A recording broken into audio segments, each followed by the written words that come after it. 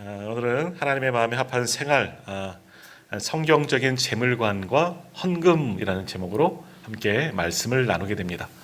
이제 헌금 딱 들어가면 이제 우리 마음에 좀 부담감이 있고, 그 말씀을 전하는 목회자들도 마찬가지입니다. 이거 헌금 쫙 들어가면 이것도 뭘 또 요구하는 게 있나 보다, 또 이렇게 어떤 선입견 같은 것들을 생각하기 때문에. 그런데 오늘 이제 말씀은요, 우리가 이제 하나님의 마음에 합한 이제 시리즈 아닙니까? 올해 들어오면서 이제 특세를 통해서 하나님의 마음에 합한 열매부터 해서 교회, 또 성도들의 하나님의 마음에 합한 생활 계속해서 나아가는 겁니다. 어떻게 우리가 나아가야 할지, 교회가 어떻게 올바른 교회가 되어야 할지, 또 믿음으로 어떤 열매들을 맺어야 할지, 또 하나님께서 기뻐하시는 성도들의 생활은 어떻게 하는지, 이제 이것을 보는 겁니다. 그러니까 다른 어떤 의도나 목적은 없기 때문에 또 말씀을 듣고 올바른 또 헌금관, 또 재물관을 또 가지고 하나님 앞에 온전히 섬길 수 있는 우리 모두가 되기를 간절히 소망합니다. 또 오늘 말씀을 이제 준비하다 보니까 하나님의 마음에 합한 생활, 결국 주제는 한 가지더라고요. 이게 뭐냐? 우리의 우선순위가 어디에 있느냐? 바로 여기에 있습니다. 내가 우선순위가, 내게 있어서 우선순위가 하나님이면, 하나님 아버지면 하나님께서 원하시는 대로 해나가는 겁니다. 그러니까 하나님의 기뻐하시는 예배가 되는 것이고, 하나님께서 받으시기 합당한 찬양이 되는 거고, 하나님께 간구하는 기도가 되는 것이고, 또 지난주 보면 하나님 안에서 성도의 교제도 온전히 이루어지고 그것을 통해서 하나님께 영광 올려드리게 되는 것이고, 또 마찬가지고 우리에게 주신 것 하나님께 주셨으니 또 하나님께 당연히 드려야 되는 것, 이것이 우리의 헌금관과 재물관이다. 그러니까 우리의 우선순위가 어디에 있느냐, 거기에 따라서 참된 믿음으로 살아가느냐 그렇지 않느냐, 이것이 나누어지게 되는 겁니다. 내가 그리스도인이면, 내가 성도라면, 내가 신앙인이라면 내 우선순위가 하나님이어야 한다는 거죠. 다른 것이 되어서는 안 된다. 심지어는 그것이 또 어떤, 오늘 말씀을 준비하다 자료를 보니까 그것이 만몬이라는 겁니다. 우상이라는 거죠. 우상. 물질에 집중이 되면 그것이 우상이 되는 거고, 또 생업이 집중이 되면 그것이 우상이 되고, 또 때로는 취미생활이 거기에 이제 집중해지면 그것이 내 우상이 되는 거예요. 자녀들이 너무 집중이 되면 그 자녀도 내 우상이 되는 거예요. 내 우선순위, 내 안에 있어서 하나님 대신에 그 자리를 차지하고 있는 모든 것, 나도 마찬가지고요. 그것이 내 우상이다. 버려야 할 우상. 하나님께서 가장 싫어하는 것이 뭐예요? 우상 숭배예요. 그러니까 그것이 우리의 안에 우선순위가 하나님께 있는 것, 그것이 바로 하나님의 마음에 합한 성도들의 생활이다라는 겁니다. 거기에 비추어서 오늘은 성경적인 재물관과 이제 헌금에 대해서 이제 아브라함을 통해서 이 사건을 통해서 함께 말씀의 은혜를 나누고자 합니다. 자, 오늘 본문의 말씀 우리가 너무나 잘 알고 있는 말씀이죠. 이제 그리스도인의 의무 가운데 하나가 이제 11조가 있습니다. 11조가 이제 무엇인지, 또 11조라는 단어가 이제 성경에 거의 처음 등장하는 때 아닙니까? 그래서 올바른 11조의 모습, 이것뿐만 아니라 올바른 헌금하는 것을 오늘 말씀을 통해서 함께 깨닫고 배우고 또 그렇게 드릴 수 있는 그런 시간들이 되었으면 좋겠습니다. 자, 이제 오늘 말씀을 보면 우리가 잘 아는 말씀이죠. 오늘 말씀의 이제 배경이 되는 때는 언제냐? 아브라함과 롯이 이제 저기 할대우르에서 하란을 거쳐 지금 가나안 땅 팔레스틴 지역에서 이제 살고 있을 무렵 어떤 일이 있느냐? 그들이 뭐예요? 재물이 하나님께서 복주해서 너무나 많아져서 아브라함의 조카와 아브라함의 그 목자들과 롯의 목자가 다투기 시작하는 겁니다. 평안했던 가정이, 롯은 아버지가 일찍 돌아가셨기 때문에 아브라함을 아버지처럼 의지하던 자였는데 굉장히 관계가 좋았거든요. 근데 재물이 많아지자 문제가 생긴 겁니다. 그래서 둘이 이제 나누자 하게 됩니다. 그래서 롯은 눈에 좋아 보이는 소돔 근처, 아직 멸망하기 이전 그 땅을 택하여 가게 되고, 아브라함은 남겨진 땅, 어찌 보면 롯이 택한 것보다는 척박한 땅으로 옮겨서 살던 때가 오늘 말씀의 이제 배경이 이제 되는 것이죠. 근데 어떤 일이 일어나느냐? 오늘 보면 전쟁이 일어납니다. 당시는 아직 오늘도 이제 왕, 소돔 왕, 이런 왕들이 나오긴 하지만 지금 우리가 생각하는 한 나라의 왕이라기보다는 도시국가입니다. 그냥 소돔이란 지역의 그냥 제일 최고 대장이에요. 그러니까 왕이라고 표현하죠. 또 그 옆에 있는 그 땅의 왕. 그러니까 지역의 주민 연합, 이 호족들이 연합을 하고 또 반대쪽 호족들이 연합해서 두 세력이 이제 맞붙어서 싸우게 되는 이 소돔 전쟁이 소위 말하는 이제 일어나게 된 겁니다. 1절에 보면 이제 그 왕들에 대한 이름이 쭉 나옵니다. 두 왕들의 세력들이 이렇게 연합되어서 서로 다투게 되는데 어떻게 되느냐? 롯이 살고 있는 그 지역계 소돔 왕 중심으로 된 그 지역 사람들이 다른 편 왕에게 신할 왕 중심으로 된 그 왕들에게 완전히 패하게 되는 겁니다. 가진 것도 다 빼앗기게 되고 당시 사람들은 데려가죠. 노예로 삼기 위해서. 그렇게 잡혀가던 상황이 오늘 배경이죠. 그래서 오늘 우리가 읽은 말씀에 보면 이 소문을 듣게 되는 겁니다. 당신은 뭐 전보가 있습니까? 뭐가 있겠습니까? 하지만 아브라함의 조카 롯이 있기 때문에 사람이 급하게 와서 아브라함에게 당신의 조카 롯이 이러이러하면서 잡혀가게 되었다. 다 빼앗겼다. 이 소문을 듣고 아브라함이 단독으로 군사 행동을 취하게 되는 겁니다.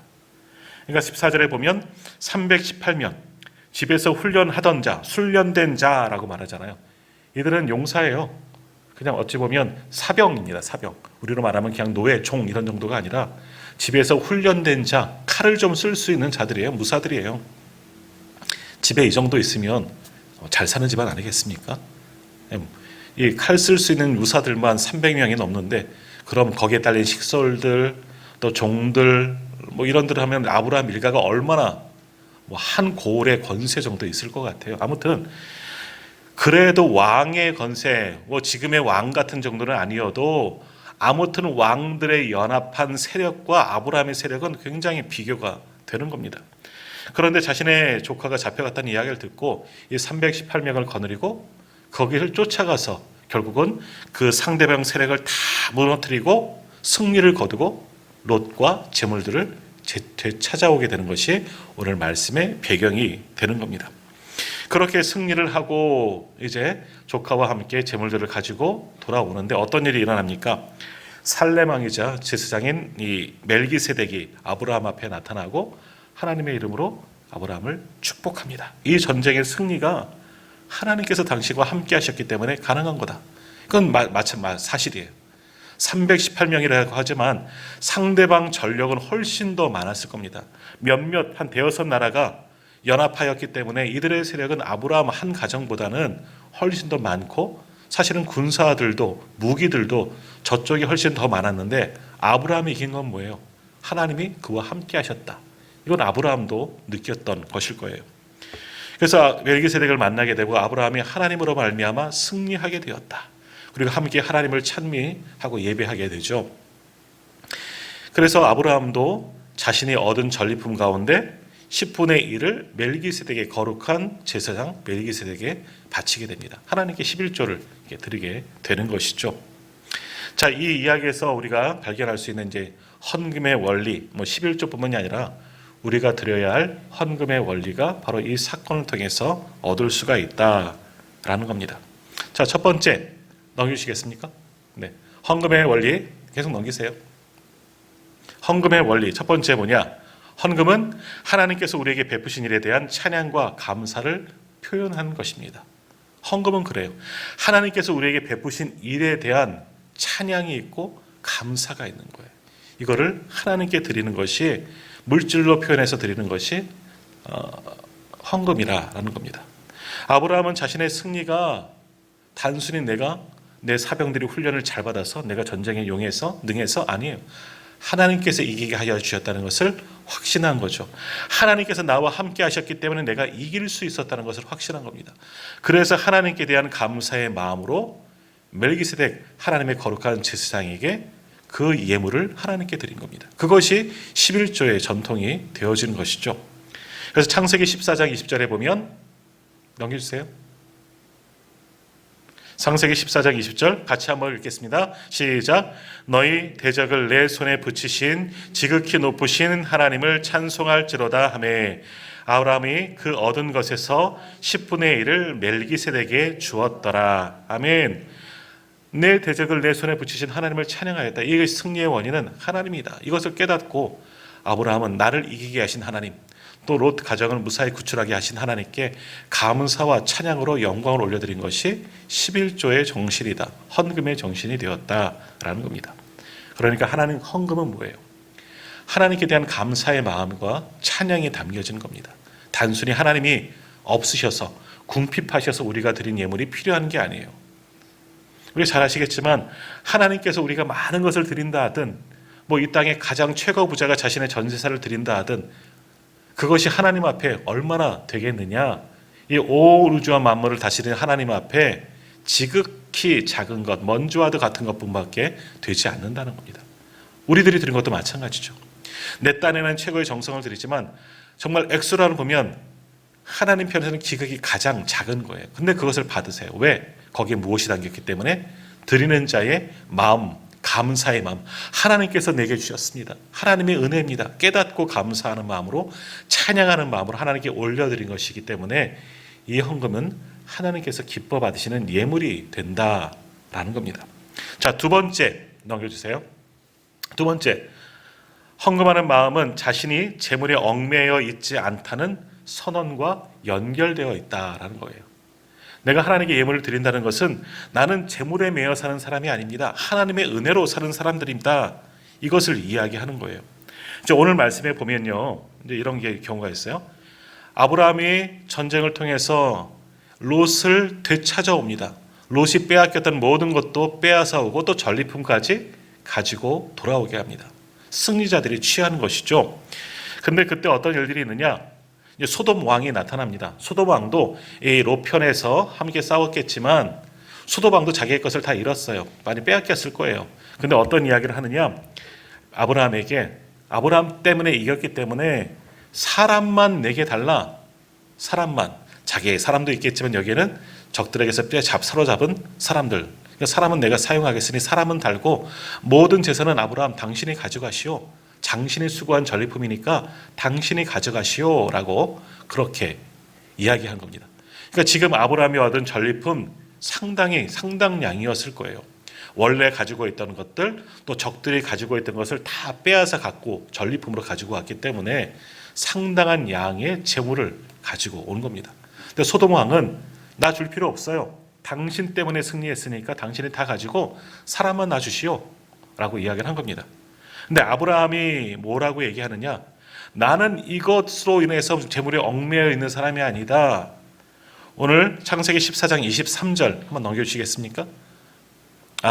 우리 성경에는요, 성경을 먼저 한번 보세요. 23절 보시면 내 말이 내가 아브라함으로 치부하게 하였다 할까요? 내가 속한 것은 실 한 오락이나 들매끈 한 가닥도 내가 가지지 아니하리라. 이것만 보면 무슨 말인지 잘 모르겠어요. 그래서 공동 번역 성경에 보면 이거를 좀 풀이해서 의역해서 표현했는데 뭐라 그러느냐? 앞에 한번 보세요. 아브라함이 내 덕에 부자가 되었다고 할 속셈이요. 나는 실 오락이 하나도 실끈 한 가닥도 당신의 것은 차지하지 않겠소. 이 재물에 나는 손대지 않겠다는 겁니다. 하나님께서 승리하게 하셔 주셨지만 나는 이것 내가 노력하려고 내가 전쟁에 나간 것도 아니고 그저 내 조카 롯 때문에 나간 것이지 부자가 되려고 나는 이거 한 거 아니기 때문에 나는 손대지 않겠다. 아브라함은 재물과 전혀 상관없는 것이다. 이렇게 딱 끊고 있는 아브라함의 재물관을 보게 됩니다. 그러니까 헌금은 뭐예요? 하나님께 드리는 거예요. 하나님께 주신 것 가운데 구별된 마음으로 이 재물에 얽매이지 않고 아까워하지 않고 다른 생각하지 아니하고 그저 정성을 다하여 하나님께 연결하는 것. 나는 재물에 속한 자가 아니고 물질에 매여 있는 자가 아닙니다. 하는 마음으로 헌금하는 것이 우리에게 필요하다. 예수님께서도 그렇게 말씀하셨습니다. 마태복음 6장 24절에 보면 너희가 하나님과 재물을 겸하여 섬기지 못하느니라 라고 말씀하셨습니다. 내 안의 우선순위는 하나님입니다. 재물에 매여 있지 않다는 겁니다. 이것이 아브라함이 보여주고 있는 헌금의 원리, 헌금 정신인 겁니다. 나는 물질에 매여 있지 않고 내 우선순위는 하나님입니다. 하나님이 이기게 하셨으니 감사하고 그래서 하나님께 예물을 드립니다. 하나님께 드린다는 것은 나는 재물에 얽매여 있지 않습니다. 하나님이 주시면 감사하고 없으면 또 그것도 만족하고 하나님의 은혜로 살아갑니다. 아무튼 감사의 마음으로 드리는 것이 헌금이다. 하나님께 그렇게 온전히 드리는 예물이 헌금이 되는 겁니다. 우리의 마음과 뜻을 다 되어드린 것, 찬양으로 올려드린 것과 똑같은 것이 헌금이다. 이것이 아브라함을 통해서 얻게 되는 귀한 교훈들입니다. 만약에 아브라함이 멜기세덱이 왔을 때 그가 축복을 하지만 그에게 11조를 드렸잖아요. 근데 이 멜기세덱은 전혀 아브라함의 이 전쟁의 사건과 관계없는 사람이에요. 뜬금없이 등장하잖아요. 뜬금없이 등장해요. 그래서 아브라함이 이 멜기세덱에 11조를 드렸는데 이것이 아까워했다면 저 사람이 뭔데? 그런 마음이 생겼다면 드리지 않았겠죠. 그러니까 나는 재물과는 상관없다는 거예요. 우리가 11조 드렸다고 말하지만 당시에 멜기세덱에 드린 11조가 얼마나 했을까요? 굉장한 양이었을 거예요. 빼앗겼던 것들, 말씀드렸던 것처럼 빼앗은 것들, 상당한 전리품을 가지고 왔어요. 거기서 10여 분의 1을 드린다는 것도 엄청난 양인 거예요. 우리도 11조를 드립니다. 우리가 수고하여 또 하나님께 주신 은혜로 소득을 올린 것 가운데 정직하게 우리도 11조를 합니다. 근데 예를 들어서 100만 원에서 11조 10만 원 드리는 것보다 1000만 원 1억에서 거기에서 11조 드리는 것은 사실은 쉬운 일은 아니에요. 여기에도 믿음이 필요한 거예요. 아브라함이 그런 거예요. 나는 물질에 매여 있는 사람이 아닙니다. 하나님의 것이니 하나님께 드리겠습니다. 나는 부자가 되려고 하지 않습니다. 하나님만 만족하며 살아갑니다. 하나님께 온전히 드린 것이다. 이것이 아브라함이 드린 11조가 주는 교훈, 또 헌금의 정신이 여기에 담겨져 있다라는 겁니다. 그러니까 아브라함은 인생의 중요한 결정에 있을 때 세상적으로 따라가지 않습니다. 이렇게 많은 전리품 얻었으면 우리가 평생을 먹고 살겠다. 여기에 매여 있지도 않는 겁니다. 부를 축적하는 것 거부합니다. 그저 하나님께서 함께 하셨다는 것으로, 하나님의 은혜로 하나님께서 이기게 하셨다는 것만으로도 만족하는 사람이 아브라함이었죠. 아브라함이 물질에 매여져 있다면, 사실은 좀 이렇게 말씀드리면 곤란하지만 아브라함은 돈 맛을 아는 사람이에요. 왜? 어디에서? 갈대아 우르에 있을 때 아브라함 돈 많이 벌었어요. 아버지가 우상을 팔아 만드는 자고 집에 돈이 상당했어요. 장사가 잘 됐단 말이에요. 그러니까 어릴 때부터 언제부터는 모르겠지만 아무튼 여우에 있는 부잣집 자식이 아브라함이었다는 거예요. 돈 쓸 줄 알고 돈도 만질 줄 아는 사람이에요. 벌 줄도 아는 사람이고. 그러나 아브라함은 물질에 매여 있는 사람은 아닙니다. 하나님의 은혜로 살아가는 사람입니다. 그러니 하나님께서 가라 하시면 가고 멈추라 하시면 멈추고 거기에서 그냥 살아가는 겁니다. 하나님의 은혜로. 조카 롯에게 양보할 때도 보십시오. 야, 롯, 너가 절로 가라. 내가 이쪽으로 가겠다. 이게 아니잖아요. 네가 좋은 데도 택하라. 난 나머지 택하면 된다. 삼촌이고 키워줬잖아요, 롯을. 그럼 내가 원하는 땅, 내가 더 좋은 땅 취하는 것이 우리들의 마음 아니겠습니까? 자녀가 결혼했는데 부모가 안방을 내어주는 것 뭐 쉬운 일은 아니에요. 요즘엔 그렇게들 또 많이들 하시더라고요. 근데 안방을 내어주는 거예요. 우리 자녀, 우리 아들이 장가 갔다고 내 안방을 놔주고 난 작은 방으로 들어가는 것 쉬운 일은 아니에요. 근데 아브라함은 그렇다는 거예요. 더 많은 것, 더 넓은 것 다 양보하고 그저 자신은 하나님만 바라보는 그런 인생을 산 사람, 그가 아브라함이었고, 그것이 믿음을 통해서 그가 보여지는 재물관을 통해서 헌금의 정신에서도 나타나게 되었다. 이것을 배우자라는 겁니다. 자, 근데 반면에 롯은 어떻습니까? 롯은 아브라함에게서 배웠지만 그렇지 않습니다. 아브라함에게 믿음도 배웠겠지만, 예배하는 것도 배웠겠지만, 그러나 세상과 타협하고 거기에서도 만족하며 살아왔던 사람입니다. 아브라함이 선택하라고 했을 때, 땅을 선택하라고 했을 때 보통 우리 같으면 아브라함도 롯도 그렇게 거절했을 수는 있겠어요. 몇 번쯤은. 하지만 제일 좋은 땅, 눈에 보여지는 땅 택하잖아요. 근데 영적인 안목이 부족하기 때문에 거기가 멸망당할 땅, 죄악의 도시인지는 전혀 상관없어요. 보여지는 건 상관없어요. 그저 내 눈에 좋아 보이면 되는 거예요. 물질도 마찬가지죠. 많이 가지면 좋은 겁니다. 또 나타나는 게 뭐야? 소돔 땅에서 나중에 멸망당할 때 도망칠 때 롯의 아내 어떡합니까? 뒤돌아보잖아요. 왜 뒤돌아봅니까? 전통적으로 알고 있듯이 남겨진 재물이 아까워서. 아무것도 가지지 못하고 그 재물이 아까워서 돌아보다가 소금기둥이 되는, 뭐 롯이나 롯의 아내 똑같은 겁니다. 롯도 왜 돌아보고 싶은 마음 없었겠습니까? 사실 목숨이 더 중요해서 아마 그랬는지 모르겠지만, 아무튼 그렇게 롯은 아브라함에게서 배웠지만 또 다른 것을 배운 거예요. 올바로 배우지 못한 거예요. 참된 신앙을 배우지 못한 거죠. 재물에 매여져 있는 사람. 우선순위가 아브라함은 하나님이지만 롯은 그렇지 않았다는 겁니다. 그러니까 롯과 아브라함의 차이가 여기에 있는 겁니다. 그러니까 우리는 아브라함의 이 하나님을 향한 마음, 우선순위, 이 헌금의 정신을 우리가 배워야 한다라는 겁니다. 그러므로 성경은 경제적인 이 부유함이 때로는 하나님의 축복의 결과임을 또 말씀할 때도 있어요. 그런데 단순히 부자가 되고 물질이 가득하다고 해서 이것이 축복받은 표냐 또는 아닐 수도 있다는 거예요. 이삭 같은 경우는 하나님께서 복 주셔서 흉년의 때에도 100배나 되는 복을 얻었지만 오히려 어떤 사람은 그 재물 때문에 재물의 우선순위를 두다가 완전히 망하는 경우도 있다라는 것이죠. 주시면 주시는 대로, 없으면 없는 대로 자족하며 만족하며 살 수 있어야 되는 거예요. 그러니까 사도 바울도 하나님께, 주님께 자족하는 비결을, 일체에 자족하는 비결을 배웠다 이렇게 고백하지 않습니까? 내일 이제 새벽 예배에 아마 말씀을 나누게 될 터인데, 데살로니가에서 이 사도 바울이 사역할 때 자비랑 선교를 합니다. 선교를 하는데 물질이 필요해요. 사실은 우리가 선교사님들도 후원하잖아요. 많은 물질이 필요해요. 일단 먹고는 살아야 되잖아요. 근데 사도 바울은 선교비가 없어요. 그러니까 자비랑 선교, 일을 하면서, 그래서 장막 짓는 일을 했다 그러잖아요. 일을 하면서 데살로니가 선교를 합니다. 왜? 데살로니가 교회는 초신자들이 모였어요. 아직 믿음이 연약한 사람들이에요. 그들에게 무엇을 기대하기보단 선교하지만 내가 좀 벌고 이렇게 하자, 그런 마음으로 자족하여서 했다는 거예요. 하나님께 주신 대로 감동받아 사역을 한 겁니다. 이것이 우리의 재물관이 되어져야 한다. 물질이 많은 것도 감사하고 없을 때도 감사하고, 그래도 이렇게 살아가는 것도 하나님의 은혜입니다.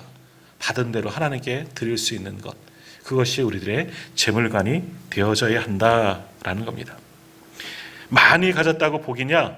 꼭 그렇지도 않다는 거죠. 디모데전서 6장 10절 말씀 좀 넘겨주시겠습니까? 디모데전서 6장 10절에 이렇게 기록합니다.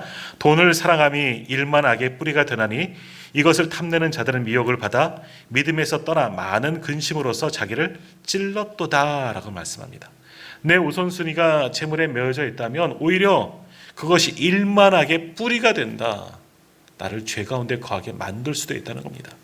많을 때도 조심해야 되는 겁니다. 많으면 하나님께 더욱더 감사하고 주와 복음을 위해서 어려운 이들을 위해서 나눌 수 있어야 돼요. 우리 많이 보잖아요. 사랑은 나누는 것, 막 그 찬양했던 것처럼 나누는 거예요. 움켜쥐면 없어지고 악이 되는 것이고, 나눌 때 역사가 나타나게 되는 겁니다. 더욱이 우리가 경제적인 것에 너무 지나치게 매여져 있을 수 있지만, 그러나 하나님의 온전한 신뢰함으로 나아가야 되는 겁니다. 하나님을 의지하면 어려움도, 물질의 문제도 하나님의 은혜로 체험을 받게 되는 겁니다. 그것이 만족함이고 자족할 줄 아는 신앙인이 되는 겁니다. 그래서 마태복음 6장 31절 32절에서 예수님이 말씀하셨죠. 여기를 한번 같이 앞에 보시면서 한번 읽어볼까요? 마태복음 6장 31절 32절입니다. 그러므로 염려하여 이르기를 무엇을 먹을까 무엇을 마실까 무엇을 입을까 하지 말라. 이는 다 이방인들이 구하는 것이라. 너희 하늘 아버지께서 이 모든 것이 너희에게 있어야 할 줄을 아시느니라. 아멘. 참 하나님은 정말 이러신 분이에요. 우리의 필요를 다 아시는 분, 다 채우시는 분이 하나님입니다. 때로는 저도 이제 신앙생활을 하면서 또 신학도의 길을 걸으면서 이런 일들을 참 많이 경험해요. 하나님은 딱 그만큼만 주셔. 이왕 주실 거면 더 주시지. 여러 번 말씀드렸잖아요. 이왕 주실 거, 여기 장학금도 주시고 뭐도 주시려면 좀 왕창 좀 주시지. 항상 딱 맞게만 주셔서 남지도 않고 모자르지도 않고. 그래서 그것이 때로는 하나님께 불만이었어요. 하나님 조금만 더 주시죠. 그러시는데, 근데 자족할 줄 몰랐죠. 근데 그거예요.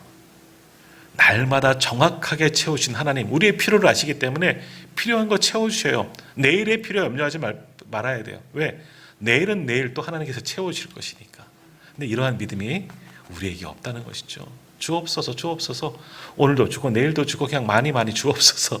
이것이 우리의 어찌 보면 재물가는 아닐까. 그러나 주님 말씀하십니다. 염려하지 말라. 그런 걸로 염려하지 말라. 무엇을 마실까 먹을까 입을까. 하늘 아버지께서는 다 아신다. 하나님께 맡기라. 우리가 염려가 되는 것은 맡기지 못하기 때문인 겁니다. 그러므로 온전히 하나님께 완전히 맡기고 하나님께서 함께 하시고 채우실 것을 기대하며 믿음으로 나아갈 수 있는 그런 재물관을 갖는 우리 모두가 되시기를 바랍니다. 빌립보서 4장 19절에서도 말씀합니다. 같이 한번 읽겠습니다. 나의 하나님이 그리스도 예수 안에서 영광 가운데 그 풍성한 대로 너희 모든 쓸 것을 채우시리라. 아멘. 하나님께서 분명히 채우신다. 그 풍성한 대로 너희 모든 쓸 것을 채우신다. 이것이 하나님의 복이에요. 우리 이스라엘 백성들이 출애굽에서 먹은 만나만 생각해 보십시오. 어찌 감히 생각하겠습니까? 한 나라에 굳고 또 이렇게 하기가 힘들 거예요. 모든 백성들에게 40년 동안 굶기지 않도록 계속해서 먹을 것을 줘요. 우리나라도 마찬가지. 생각해 보면 우리 국민들이 아무것도 일하지 않는데도 매일마다 아침마다 하루를 살아갈 수 있는 식량을 배급해 준다고 생각해 보십시오. 정부가 그거 어떻게 감당하겠습니까? 하나님은 감당하시잖아요. 그것이 하나님의 방법이에요. 하나님은 의지하는 모든 사람들 예수 그리스도의 안에서 영광 가운데 그 풍성한 대로 우리의 모든 쓸 것을 채워주시는 분이, 넉넉하여 남음이 있고 나누시는 분이 하나님 아버지시다. 그런 하나님만 의지하면 되는 거예요. 그분이 우리의 아버지시죠. 그러니까 그분만 의지하면 하나님께 주시는 복을 얻게 되는 겁니다. 더욱이 하나님은 물질, 이 돈의 사용함의 중요성을 분명히 얘기하죠. 그래서 예수님은 어리석은 부자의 이유를 말씀하시면서 뭐라고 말씀하셨느냐? 재물에 매여 있는 사람들. 자, 누가복음 12장 21절 제가 한번 읽겠습니다. 자기를 위하여 재물을 쌓아두고 하나님께 대하여 부요하지 못한 자가 이와 같으리라. 이 부자는 어떻게 됐어요? 자기를 위해 창고를 더 크게 짓고 거기 잔뜩 쌓아놓은 부자. 그날 밤에 하나님이 데려가셨잖아요. 그 쌓아놓은 것 자기 한 번도 써보지도 못하고 먹어보지도 못하는 정말 미련한 자가 되어버린 겁니다. 그러니까 어디다 쌓아두라? 땅에 쌓아두지 말고 하늘에 쌓아두라. 이것이 우리에게 주신 재물관이다라는 겁니다. 그래서 우리의 모든 재물은 하나님께 드리고 하나님의 일을 위해서 귀하게 쓰일 수 있어야 되는 거예요.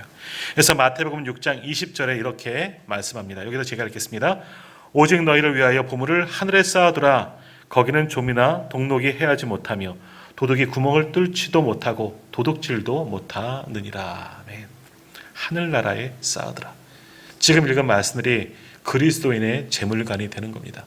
하나님만 바라보라. 하나님만 소망하면 하나님께서 모든 필요를 채워주실 것이다. 온 우주 만물을 주관하신 하나님께서 우리도 함께 하시고 그 섭리 가운데 필요한 모든 것을 채워주실 것이다. 미련한 처럼 땅에 쌓아두지 말고 그것으로 만족하며 배불리지 말고 하늘 위에 쌓아두라. 영원한 아버지의 집에 그 믿음과 그 착한 행실을 쌓아두는 겁니다. 그럼 하나님께서 책임져 주신다. 이것이 성경적인 재물관이다 라는 겁니다. 근데 우리는 이런 재물관을 분명히 알고는 있지만 그러나 여전히 우리의 삶은 이 땅에 매여져 있고 눈에 보이지는 것들, 내 통장 잔고가 채워져야지 그래도 든든하지 않나 이런 생각을 해보게 됩니다. 그러나 내 창고보다, 내 통장 잔고보다도 우리 집에 쌓아놓은 내 창고에 가득한 어떤 것들보다도 하나님만을 더 의지하고 하나님을 내 안에 모시고 나아갈 때 하나님의 채워지는 그런 놀라운 은혜를 경험하는 저와 우리 성도님들 다 되시기를 축복합니다. 그러므로 우리는 이런 재물을 하나님께서 주시기 때문에 어떻게 우리가 하나님께 봉헌해야 하느냐, 헌금해야 하느냐, 헌금하는 태도는 어때야 하느냐, 이제 몇 가지 함께 말씀을 나누고 함께 말씀을 마치려고 합니다. 자, 우리가 헌금하는 태도. 자, 첫 번째 한번 같이 읽겠습니다. 하나님께서 우리를 위해 하신 일에 대한 감사가 드림의 동기가 되어야 합니다. 조금 전 아브라함의 이야기예요. 아브라함이 멜기세덱에게 11조를 드렸습니다. 말씀드린 것처럼 어찌 보면 멜기세덱은 전혀 상관없어요. 하나님의 거룩한 제사장이라고 하지만 뜬금없이 나타나서 하나님을 찬양하고 네가 이기게 된 것은 하나님께서 함께 하셨다. 근데 멜기세덱에게 드린 것은 하나님께 드린 거예요. 단순히 멜기세덱이란 어떤 사람에게 제사장에 드린 것이 아니라 하나님께 드린 거죠. 왜 드렸습니까? 바로 여기에요. 하나님이 아브라함을 위해서 하셨잖아요. 일하여 주셨잖아요. 승리케 하셨잖아요. 318명 많을 수도 있지만 왕들의 전쟁 가운데서는 그렇게 많은 숫자는 아닐 거예요. 이기게 하신 것은 하나님이 하신 일이에요. 승리케 하신 분은 하나님, 하나님의 은혜로 이 전쟁에 승리하고 하나님의 도우심에 감사하고 감사하여 이 11조 예물을 멜기세덱에게 바친 것 아니겠습니까? 그러므로 우리가 우리가 헌금을 드린다는 것은 이런 감사가 있어야 돼요. 어떤 감사? 내가 복권에 당첨돼서 뭐가 돼서 이것저것 돼서가 아니라 하나님이 우리에게 날마다 해주신 놀라운 일들, 한 주간의 삶 속에서 얼마나 많은 일들이 있습니까? 오늘 내가 숨쉬고 이렇게 주님 전에 나와 예배할 수 있는 것도 이 시간을 주시고 생명을 주시고 건강함을 주셨기 때문에 주님 앞에 나온 것 아니겠습니까? 그런 감사의 마음으로 하나님께 드리는 것, 감사가 드림의 동기가 되어야 한다. 여기에 밑줄 지고 동그라미 치셔야 되는 거죠. 감사. 하나님이 우리에게 하신 일에 대한 감사가 우리가 헌금 드리는 정신이 되어져야 한다. 이러한 마음으로 하나님께 드리는 것을 하나님께서 받아주신다는 겁니다. 자, 두 번째, 마음에 정한 대로 기쁘게 드려야 한다라는 겁니다. 고린도 후서 9장 7절 말씀을 한번 같이 넘겨주세요. 네. 고린도 후서 9장 7절 말씀 같이 읽겠습니다. 각각 그 마음에 정한 대로 할 것이요 인색함으로나 억지로 하지 말지니 하나님은 즐겨내는 자를 사랑하시느니라. 아멘. 헌금을 어떻게 드려야 하느냐? 정한 대로. 예를 들어서 우리가 월급을 받아요. 또 돈을 벌어요. 먼저 하나님 것을 띄우는 거예요. 하나님의 것을 먼저 구별하고 드리는 겁니다.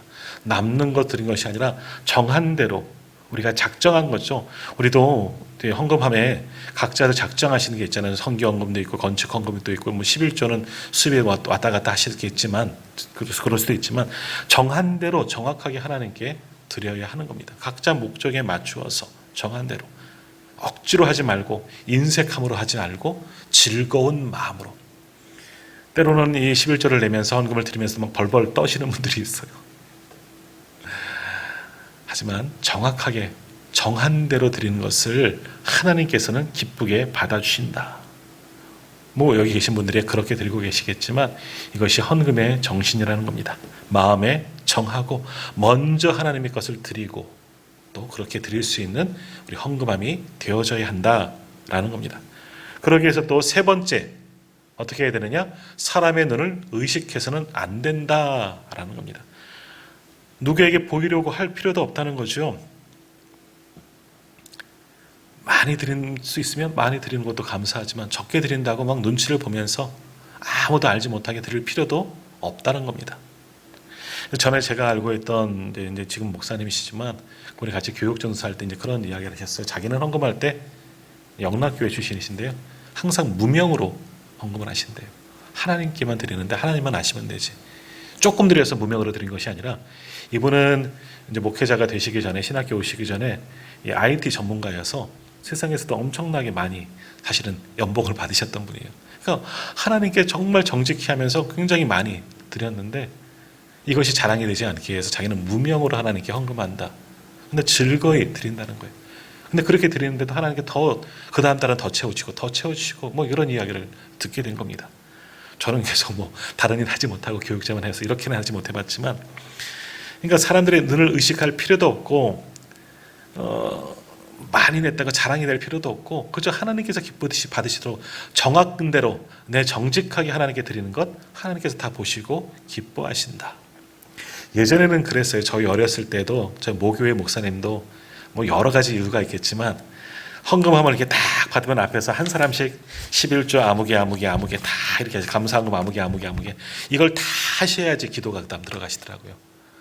그래서 그때 참 많은 목사님은 왜 저렇게 하셨을까? 물론 어린 시절은 그냥 당연히 그렇게 하는 줄 알았는데 머리가 커가면서 목사님은 왜 저렇게 이름을 부르실까? 그리고 주보에 또 기록하면서 하는 좀 이렇게 목사님의 의도는 제가 생각했던 건 다른 것이겠지만 좋은 의미로 말씀하셨겠지만 좀 불편했어요.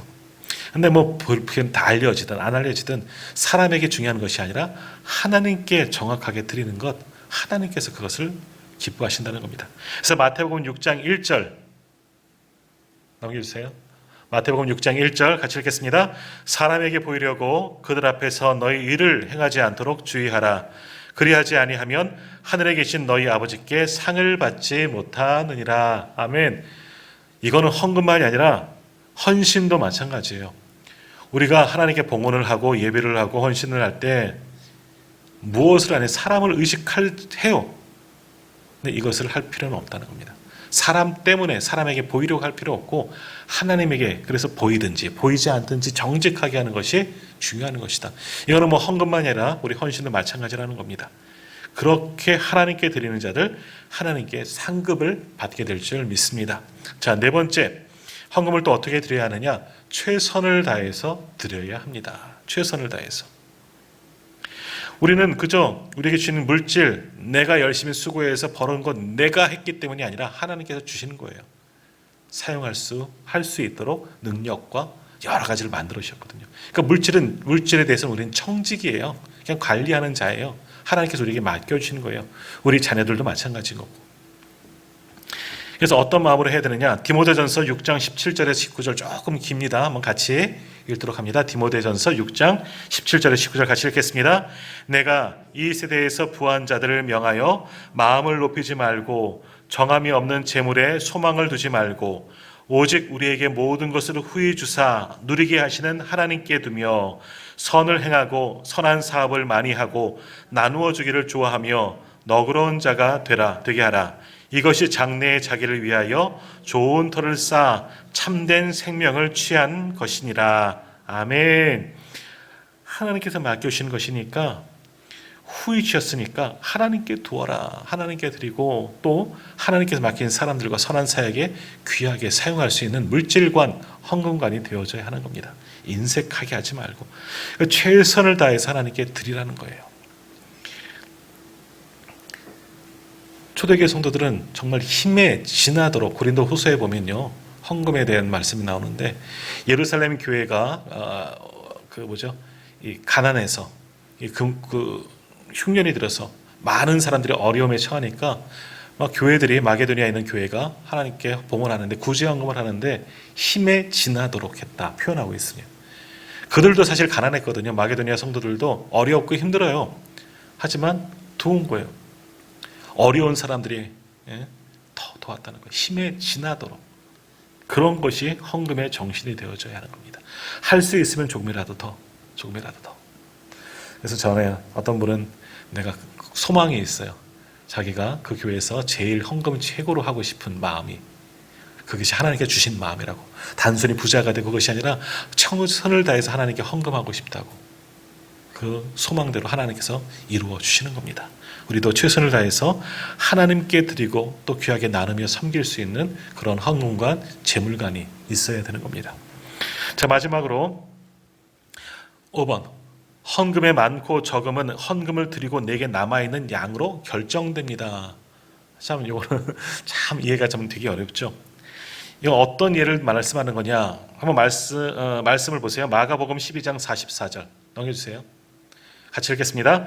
그들은 다 그 풍족한 중에서 넣었거니와 이 가부는 그 가난한 중에서 자기의 모든 소유 곧 생활비 전부를 넣었느니라 하시니라. 많이 드린 사람 부자는 많이 드려야 철컹철컹 소리가 날 정도로 동전헌금이니까 철렁 소리면서 이야 막 그러죠. 근데 풍족한 중에서 풍족한 것을 드렸어요. 많이 드렸어요. 근데 드린 것보다 더 많은 것이 남아있죠. 그러나 과부는 남은 게 없어요. 자신의 것 전부를 드렸기 때문에. 그래서 어떤 면에 보면 남겨진 것, 자기를 위해 사용하는 것보다 하나님께 드린 것이 더 많다고 그를 칭찬하셨다. 이렇게 좀 의역을 했다는 겁니다. 그러나 꼭 남겼다고 생각하지 않고 하나님께 4번과 마찬가지로 최선을 다해 드리는 거예요. 정말 어떤 물질의 액수를 떠나서 내가 할 수 있는 최고의 것을 하나님께 드리면 하나님께서도 그것을 기뻐 받아주시는 줄 믿습니다. 이것이 우리가 헌금을 어떻게 해야 되느냐 하는 몇 가지, 이거 말고도 얼마나 많이 있겠습니까? 그러나 이 정도만 해도 우리가 올바른 헌금 정신을 배울 수가 있게 되는 겁니다. 자, 종교개혁자 마틴 루터는 어떤 이야기를 했느냐? 마틴은 이런 이야기를 했대요.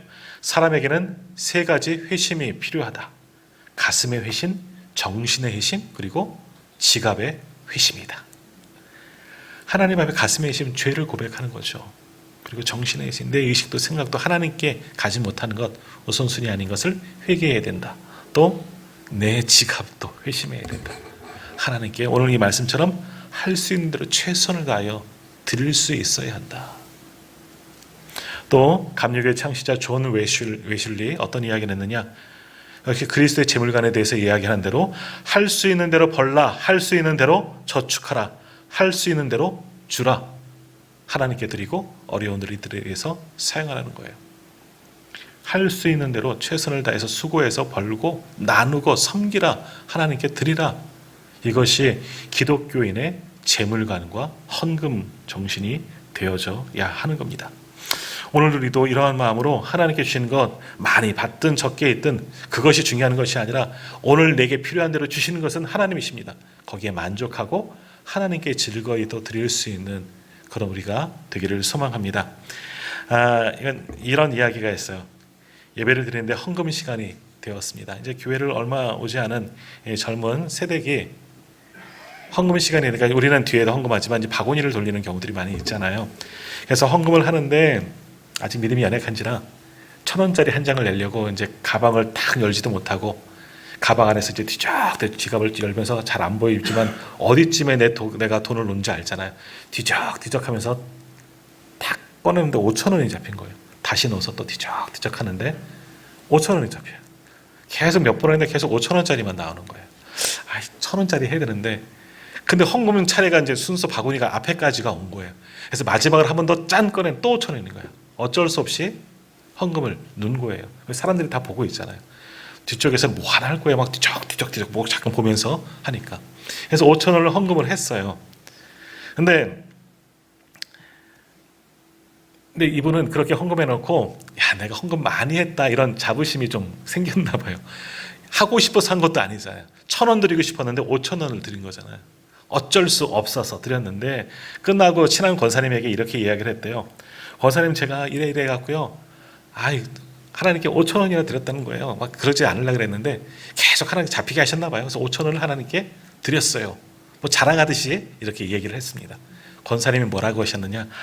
세대 걱정하지 말아요. 하나님께서는 1,000원으로 받으셨음을 확신합니다. 1,000원만 받으셨을 거예요. 그랬다는 겁니다.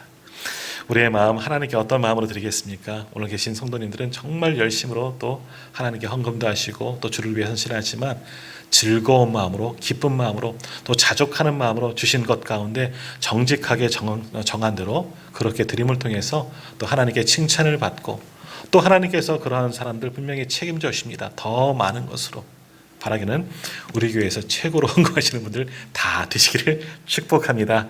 하나님께서 주신 것, 하나님께 주신 것, 하나님께 드리는 것, 또 주를 위해서, 복음을 위해서 주께서 사용하시도록 마음껏 드릴 수 있는 그런 재물관과 헌금관을 갖는 저와 우리 성도님 되시기를 소망합니다.